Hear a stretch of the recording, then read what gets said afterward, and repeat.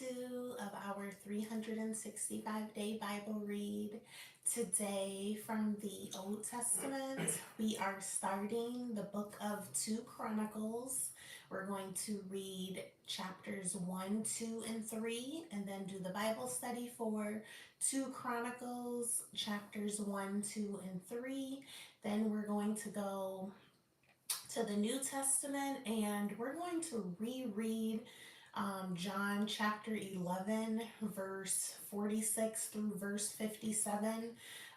We read it yesterday, but my son had woke up from his nap and yeah, so I, we gotta read. We're gonna read it over, and then we'll do the Bible study for John chapter 11, verse 46 through. Well, actually, for the entire chapter of John chapter 11. So yep. So 2 Chronicles 1, 2, and 3, and then the Bible study for 2 Chronicles chapters 1, 2, and 3, and then go into the New Testament, and we're going to reread John chapter 11, verse 46 through verse 57, and then we'll do the Bible study for the entire John chapter 11. So we're gonna get started here now. From the Old Testament, 2 Chronicles. 2 Chronicles chapter 1. Solomon worships at Gibeon. Solomon, the son of David, established himself in his kingdom, and the Lord his God was with him and made him exceedingly great. Solomon spoke to all Israel, to the commanders of thousands and of hundreds, to the judges, and to all the leaders in all Israel, the heads of fathers' houses, and Solomon and all the assembly with him went to the high place that was at Gibeon for the tent of meeting of God, which Moses the servant of the Lord had made in the wilderness, was there. But David had brought up the ark of God from Kiriath Jearim to the place that David had prepared for it, for he had pitched a tent for it in Jerusalem.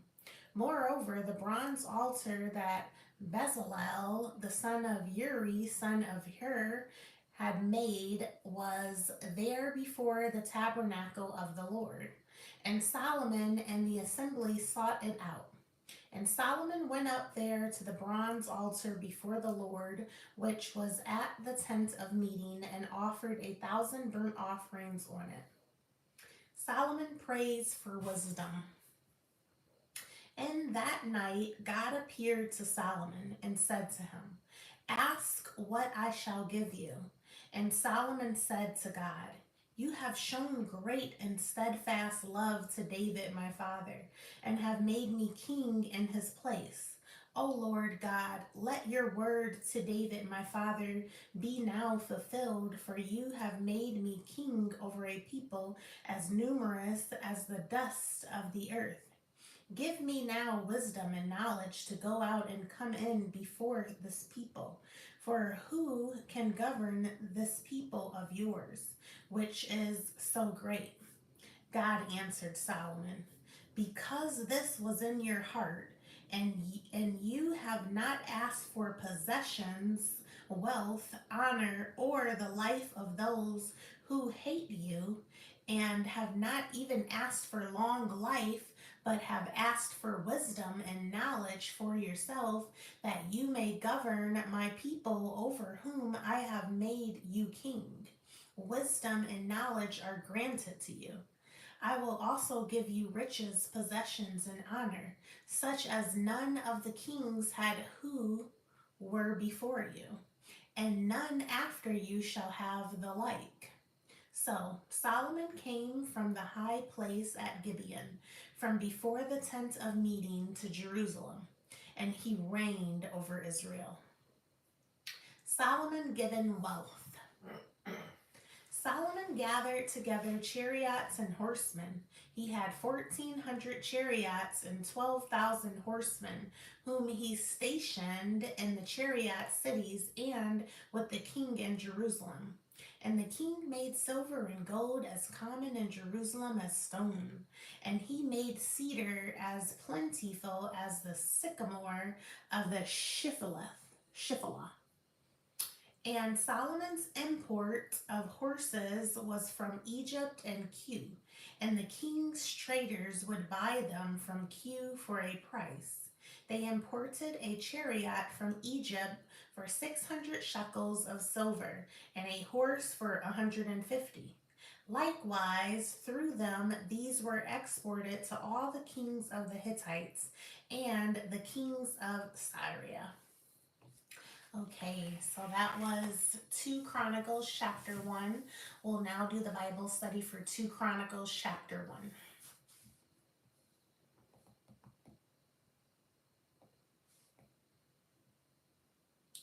All right, 2 Chronicles chapter 1 Bible study.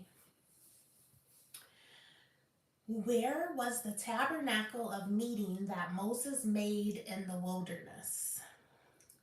The tabernacle was at Gibeon. Where was the Ark of the Covenant? The Ark of the Covenant David had brought to Jerusalem. What did Solomon ask from God? Solomon asked God for wisdom to lead God's people. What did God give Solomon in addition to this? God also gave him riches, wealth, and honor that he did not ask for. All right, so that was the Bible study for 2 Chronicles chapter 1. We're now going to read 2 Chronicles chapter 2 and then do the Bible study. Okay, 2 Chronicles chapter 2. Preparing to build the temple. Now, Solomon purposed to build a, I'm sorry. Let me read that over. Now, Solomon proposed to build a temple for the name of the Lord and a royal palace for himself.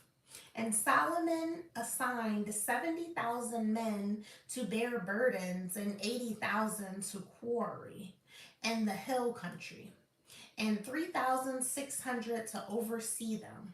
And Solomon sent word to Hiram, the king of Tyre, as you dealt with David my father and sent him cedar to build himself a house to dwell in, so deal with me. Behold, I am about to build a house for the name of the Lord my God, and dedicate it to him for the burning of incense, of sweet spices before him, and for the regular arrangement of the showbread, and for burnt offerings morning and evening on the Sabbaths and the new moons and the appointed feasts of the Lord our God, as ordained forever for Israel. The house that I am to build will be great, for our God is greater than all gods. But who is able to build him a house, since heaven, even highest heaven, cannot contain him? Who am I to build a house for him, except as a place to make offerings before him? So now, send me a man skilled to work in gold, silver, bronze, and iron, and in purple, crimson, and blue fabrics, trained also in engraving, to be with the skilled workers who are with me in Judah and Jerusalem, whom David my father provided. Send me also cedar, cypress, and algum, timber from Lebanon, for I know that your servants know how to cut timber in Lebanon. And my servants will be with your servants to prepare timber for me in abundance. For the house I am to build will be great and wonderful. I will give for your servants the woodsmen who cut timber 20,000 cores of crushed wheat, 20,000 cores of barley, 20,000 baths of wine, and 20,000 baths of oil. Then Hiram the king of Tyre answered in a letter that he sent to Solomon. Because the Lord loves his people, he has made you king over them.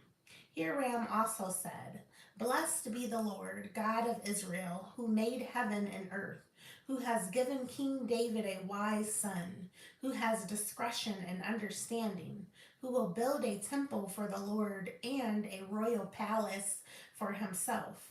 Now, I have sent a skilled man who has understanding, Hiram Abi, the son of a woman of the daughters of Dan, and his father was a man of Tyre. He is trained to work in gold, silver, bronze, iron, stone, and wood, and in purple, blue, and crimson fabrics, and fine linen, and to do all sorts of engraving and execute any design that may be assigned him. With your craftsmen, the craftsmen of my Lord, David your father. Now, therefore, the wheat and barley, oil and wine of which my Lord has spoken, let him send to his servants, and we will cut whatever timber you need from Lebanon and bring it to you in rafts by sea to Joppa, so that you may take it up to Jerusalem.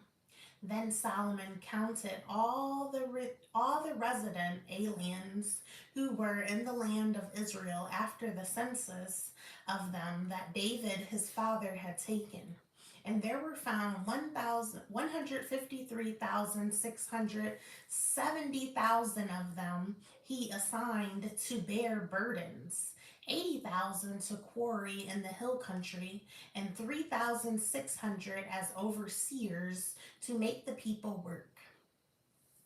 Okay, that was 2 Chronicles chapter 2. We're now going to do the Bible study for 2 Chronicles chapter 2, then go back to the Old Testament and read 2 Chronicles chapter 3 in the Bible study.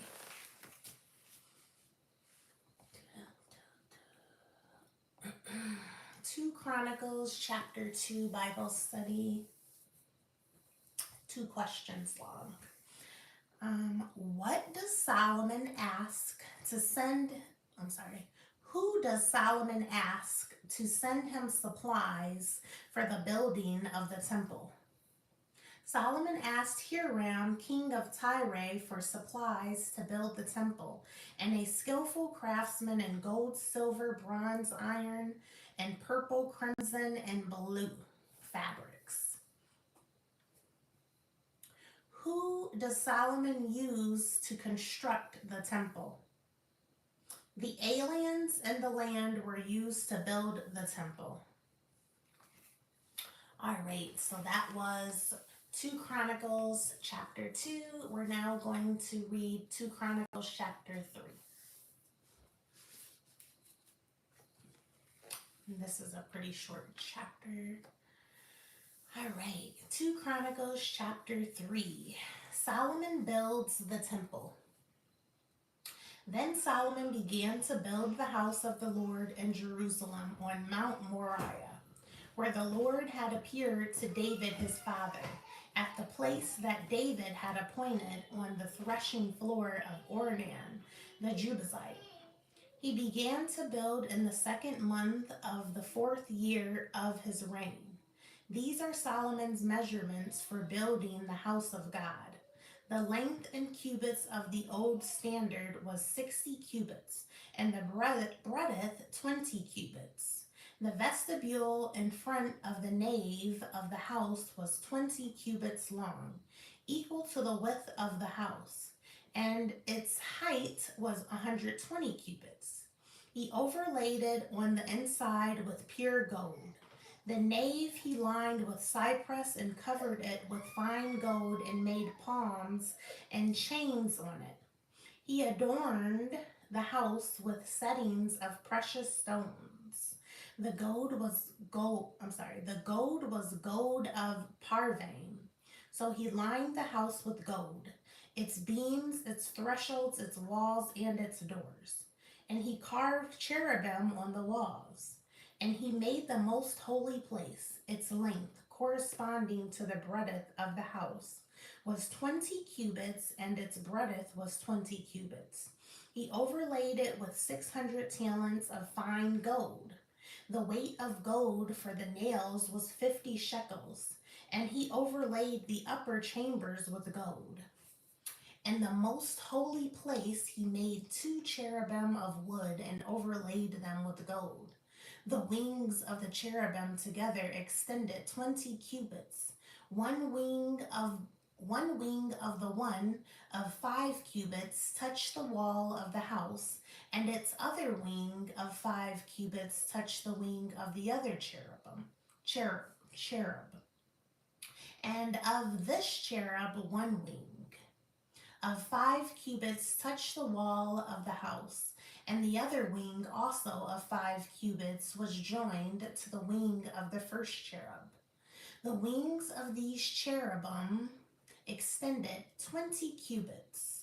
The cherubim stood on their feet, facing the nave.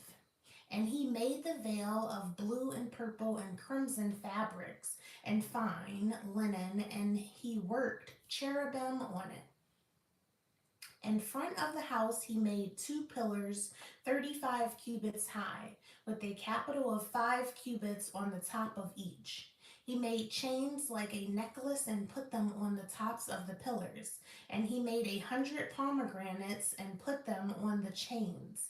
He set up the pillars in front of the temple, one on the south, the other on the north. That on the south he called Jachin, and that on the north, Boaz. All right, so that was 2 Chronicles chapter 3. We're now going to do the Bible study for 2 Chronicles chapter 3.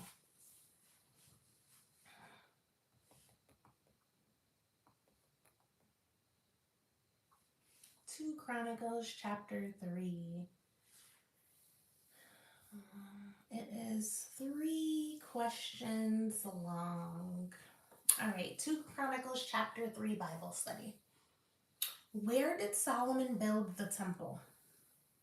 Solomon built the temple on Mount Moriah at the threshing floor of Oman the Jebusite, where David had built an altar to stop the plague by the angel of God. When did Solomon begin to build the temple? Solomon began building the temple in the 2nd month of his 4th year as king. What did Solomon name 2 pillars that were set before the temple? Solomon names 2 pillars of the temple Jachin, which means he shall establish, and Boaz, which is strength. All right, so that was 2 Chronicles chapter 3 Bible study. We are now going over to the New Testament, and we're going to finish John chapter 11. We read it yesterday, but we didn't do the Bible study for it because my baby woke crying from his nap. So I'm going to read it over, John chapter 11, verse 46 through 57, and then we'll do the Bible study for the entire John chapter 11, which we didn't do yesterday. Okay, so, all right, here we go. John chapter 11, I'll start at verse 45 instead of 46. Start at the beginning. Okay. Many of the Jews, therefore, who had come with Mary and had seen what he did, believed in him. But some of them went to the Pharisees and told them what Jesus had done. So the chief priests and the Pharisees gathered the council and said, "What are we to do? For this man performs many signs. If we let him go on like this, everyone will believe in him. and the Romans will come and take away both our place and our nation. But one of them, Caiaphas, who was high priest that year, said to them, "You know nothing at all, nor do you understand that it is better for you that one man should die for the people, not that the whole nation should perish." He did not say this of his own accord, but being high priest that year, he prophesied that Jesus would die for the nation, and not for the nation only, but also to gather into one the children of God who are scattered abroad. So, from that day on, they made plans to put him to death. Jesus therefore no longer walked openly among the Jews, but went from there to the region near the wilderness, to a town called Ephraim, and there he stayed with the disciples. Now the Passover of the Jews was at hand, and many went up from the country to Jerusalem before the Passover to purify themselves. They were looking for Jesus and saying to one another as they stood in the temple, "What do you think? That he will not come to the feast at all?" Now the chief priests and the Pharisees had given orders that if anyone knew where he was, he should let them know, so that they might arrest him. All right, so that was John chapter 11, verse 45.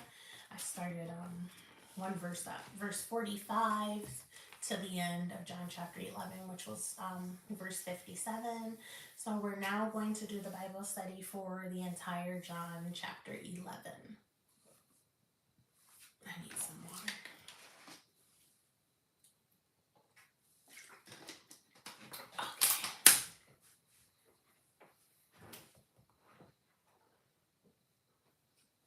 Okay. John chapter 11 Bible study.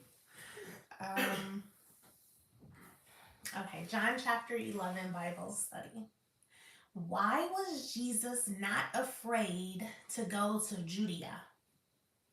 Jesus was the light of God and knew it was not time for his death yet.